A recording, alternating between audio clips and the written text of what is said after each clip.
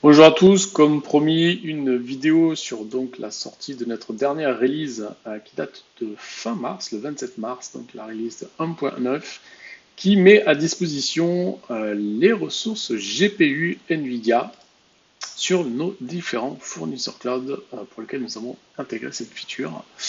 Donc je pourrais vous montrer, on a fait un petit post qui montre les features disponibles sur les fournisseurs actuels.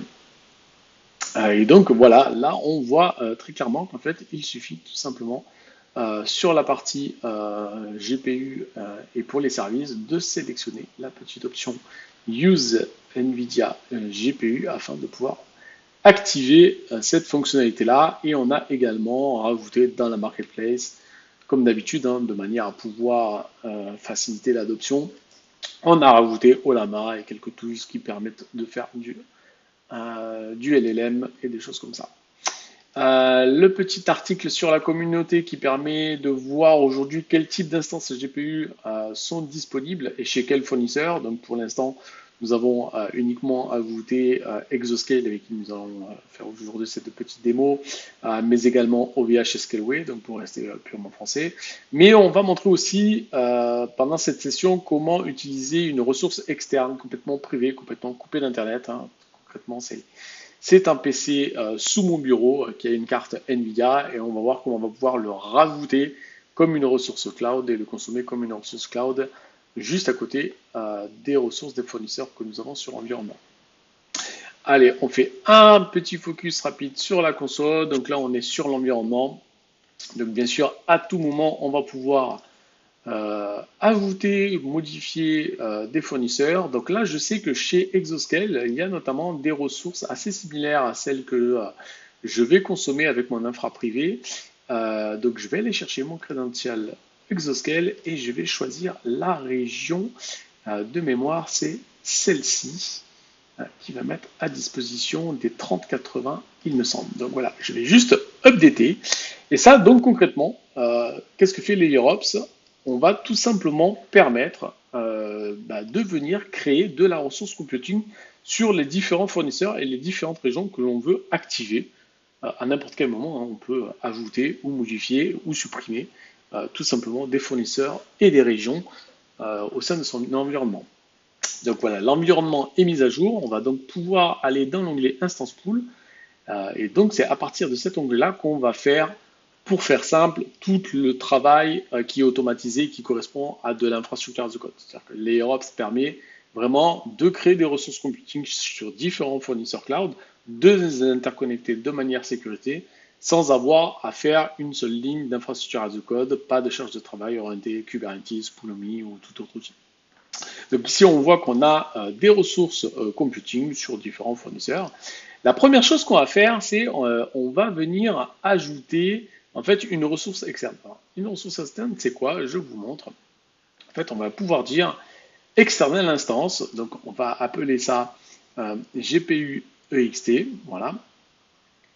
On peut lui affecter un tag. Ici, ce qui est important, c'est donc de sélectionner l'option Use NVIDIA GPU.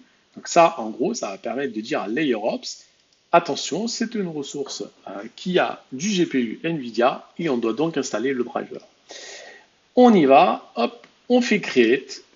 Et là, dans le cadre donc de l'utilisation d'une instance externale, LayerOps va nous générer quelques petites commandes à copier-coller. Sur donc la ressource externe qu'on a. Donc là concrètement c'est quoi?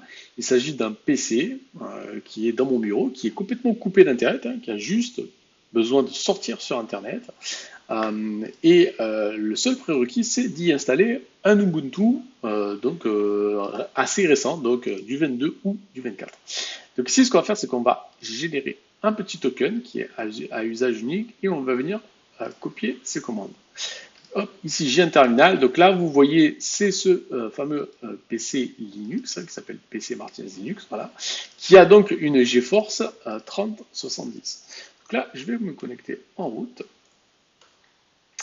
je vais refaire mon copier-coller, donc ça c'est le token, je n'ai pas copié la bonne chose tout à l'heure, hop, voilà, et c'est parti, donc là c'est vraiment bête et méchant.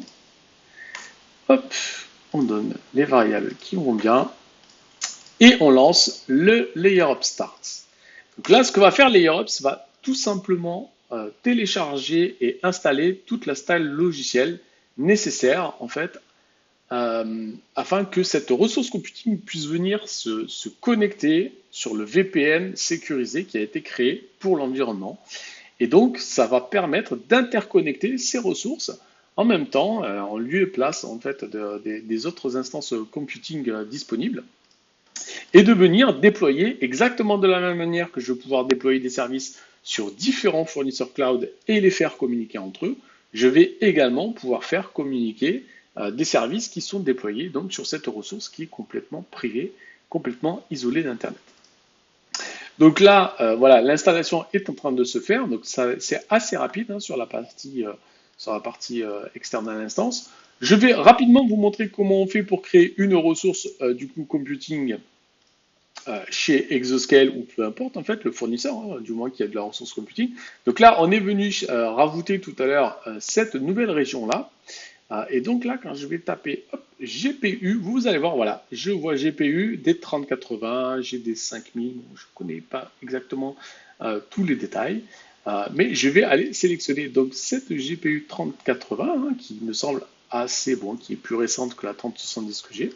Mais on va tout simplement, voilà, sélectionner le flavor qu'on veut. On peut lui affecter un tag pour avoir une stratégie de déploiement spécifique par rapport à un tag. On peut faire ce qu'on appelle de l'auto-scaling. Donc là, c'est intéressant. Ce que je vais faire, c'est que je vais le mettre à 0, c'est-à-dire que tant que je ne vais pas avoir une stratégie de déploiement qui concerne cette instance, eh bien, LayerOps ne viendra pas créer de ressources chez Exoscale et ne viendra donc pas tout simplement générer de la facture et consommer de l'énergie pour rien. On fait suivant et c'est fini. Vous voyez que c'est aussi simple que cela. Pas besoin de maintenir des repos et des scripts Terraform. Tout est OK. Donc là, voilà, on est en auto-scaling à 0. Nous allons donc voir ici. Donc voilà, notre instance GPU externale est créée. Donc vous voyez qu'en fait, c'est tout simplement un PC avec 64 Go de RAM, du CPU. Et donc là, on peut voir que pour l'instant, il n'y a pas de services qui sont installés. Hop. Donc là, maintenant, ce que nous allons faire, donc on a des ressources computing qui ont été créées. On voit là qu'ici, on a la quantité qui est déployée. Donc là, on a le GPU des Exoscale qui est à 0. On a le GPU EXT qui est à 1. En fait, ce qu'on va faire, c'est qu'on va tout simplement, à la limite, ce qu'on va faire, c'est qu'on va updater ce service-là et on va lui dire de passer en quantité à 1. Comme ça, ça va venir créer une instance chez Exoscale. Le temps que ça crée l'instance, on va tout simplement déployer un Olama avec un OpenWebUI et un LLM Mistral, voilà, pourquoi pas. Le temps que ça crée chez Exoscale, voilà, il faut compter entre 5 et 10 minutes pour une ressource GPU, c'est un petit peu plus long. Je vous montre rapidement, en fait, ici, hop, nous sommes sur la console Exoscale, et vous allez voir qu'en fait, voilà, bim, vous voyez, l'instance est en train d'être créée par LayerOps, donc c'est en cours, voilà, il n'y a rien à faire. LayerOps fait toute la partie création de ressources et interconnexion. Donc on va aller sur le service, on va faire create service, on va utiliser la marketplace. Je vais sélectionner la catégorie IA et on va déployer donc cette stack là, OpenWebUI plus le service Olama qui va les interconnecter en service mesh. Donc c'est parti. Donc mon service s'appelle Olama, ok, il est exposé sur le port 443, donc ça c'est pour me permettre de venir consommer l'API de Olama à tout moment pour pouvoir, vous allez voir, on va déployer tout simplement Mistral juste avec une requête curl. Voilà, on peut, tout ça bien sûr, on peut le paramétrer, c'est juste un templating. On a bien le Use NVIDIA GPU qui est sélectionné. On fait Next. Pour la partie OpenWebUI, c'est exactement la même chose. On va sélectionner le Use. C'est pas forcément nécessaire, mais c'est pas grave. Et c'est parti, voilà, l'installation est en train de se faire. Donc là, vous allez voir que Olama, en fait, si je vais dans l'onglet Instance, donc LayerOps va chercher à déployer Olama sur la première ressource GPU qui est disponible et qui est compatible donc avec du GPU NVIDIA. Et donc là, voilà, le service est en train tout simplement de se télécharger. Donc en gros, il y a un Docker pull qui est fait. On est en train de télécharger l'image Olama et de l'installer donc sur la ressource GPU external, donc qui est une ressource complètement privée. Olama est interconnecté via service mesh, donc ça veut dire qu'en fait on fait une connexion point à point qui est sécurisée, qui est chiffrée en MTLS. Et donc on a également du coup le service OpenWebUI qui est en train de se déployer, donc également sur la partie GPU EXT. Donc voilà, hop, on va voir. Là, on a voilà, OpenWebUI qui est en train de se déployer. On attend le temps que ça se déploie, que ça soit disponible. On va voir où on est également Olama. Olama est du coup déployé. Là, on voit que c'est déployé. On voit que c'est sur une NVIDIA GeForce 3070, donc qui est bien mon serveur, mon petit PC sous mon bureau avec une carte NVIDIA. Et comme on a dit qu'on avait du coup exposé donc le port de Olama qui est le 11434, qu'on l'a exposé sur HTTPS, LayerOps en fait génère automatiquement un petit nom de domaine avec le certificat SSL qui permet voilà, d'accéder en fait à Olama via une requête tout simplement HTTPS. Donc bien sûr, on peut assigner un custom domaine hein, sans aucun problème. Donc là, ce que je veux vous montrer, c'est qu'on a Olama qui est installé. Ici, je vais venir, hop, quitter ça.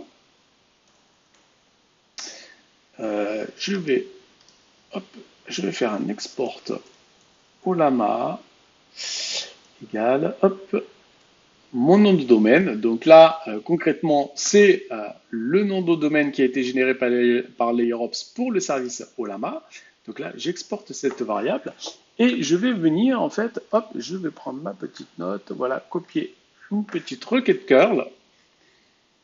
Ici, voilà, donc en gros, je viens récupérer la variable d'environnement que j'ai créée plus haut et je lui dis, installe-moi Mistral 7B sur cette API et hop, ok, là, ouais, que le PC, il est vraiment neuf. On va installer curl.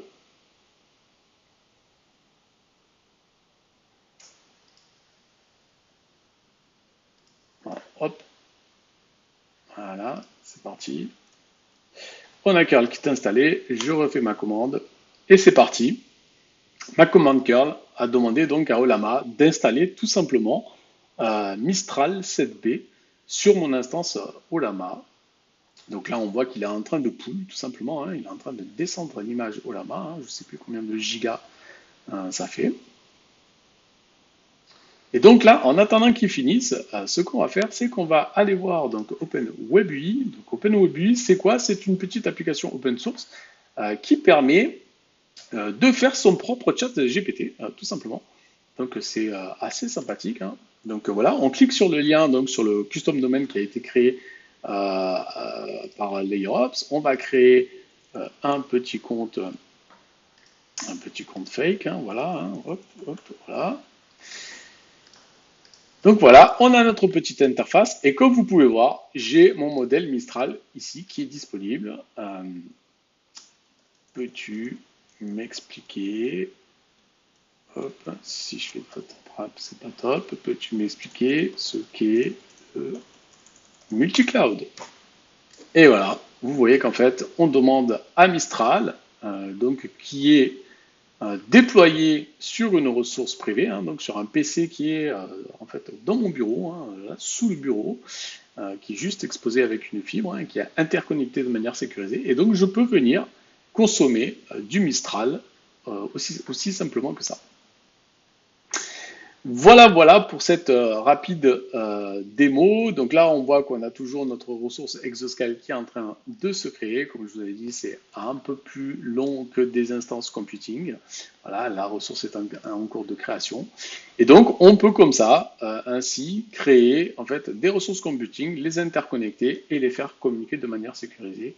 Et voilà, et dans ces temps où la souveraineté semble de plus en plus essentielle, quoi de mieux que de déployer son propre LLM open source sur des infrastructures qui nous appartiennent. À très bientôt!